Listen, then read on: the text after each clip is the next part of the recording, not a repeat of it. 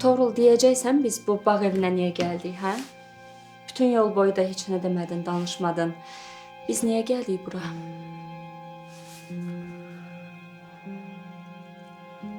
Ama ne olub sənə?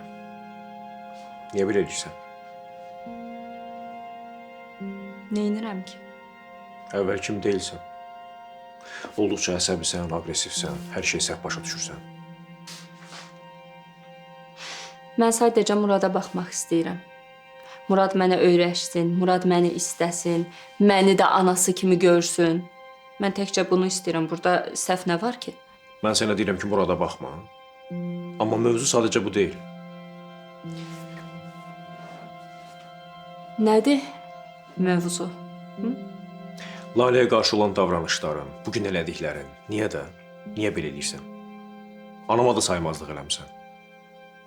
Mən sənin anana saymamazlıq eləməmişəm. Xavər xanımın da hörmətini necə lazımdırsa həmişə saxlamışam. Rəman bəsdir. Səhər Lalə haqqında danışdıqların hələ də yadımdan çıxmayıb. Niyə axı? Niyə öz bacın haqqında belə danışırsan?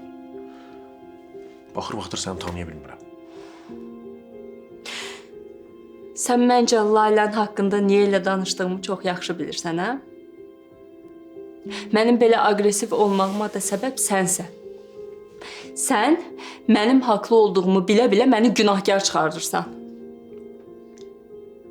Xeyr əzizim. Sənin əsəbi olmağında da, aqressiv olmağında da səbəbkarı sən özünsən. Beynin özün üçün uydurma senaryo qurmuşsan, özünü də buna inandırmısan. Ayıp deyil.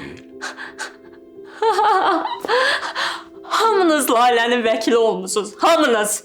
Hamınız üçün səhv mənəm, hamınız üçün günahkar mənəm. Mən də insanam, mənim də ürəyim var. Mənim ürəyim daşdan deyil. Başa düşdün? Sizin heç biriniz Layləni mənim qədər istəyə bilməz.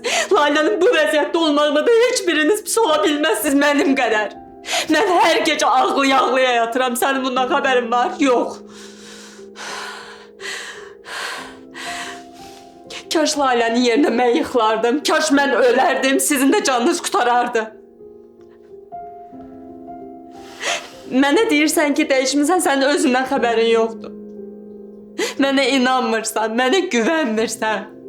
Mən sənə deyirəm ki, Laylə səni sevir. Laylə sənə aşıqdır, amma sən mənə deyirsən ki, sən özündən uydurursan. Layləni sən mənim qədər yaxşı tanıya bilməzsən. Bilirsən, mən sənin evlilik təklifini niyə qəbul eləmədim? Bilirsən niyə? Bilmirsən. Mən deyim. Laləyə görə. Biz görüb pis olmasın, bizi görüb əzab çəkməsin deyə.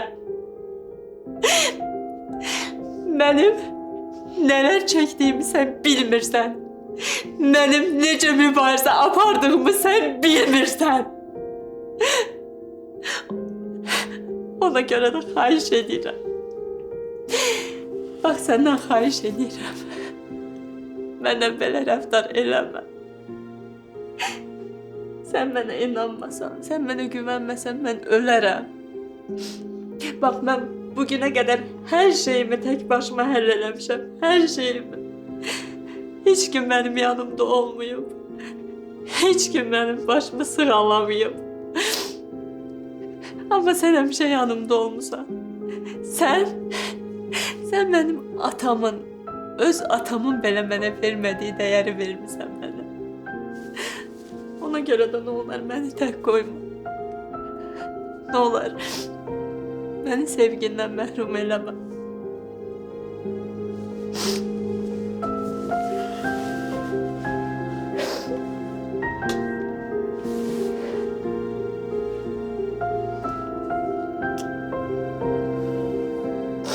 Mən səni heç vaxt tək qoymaram.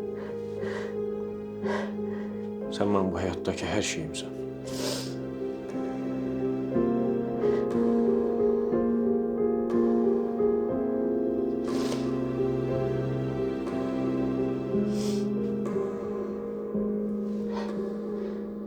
Sən də mənim.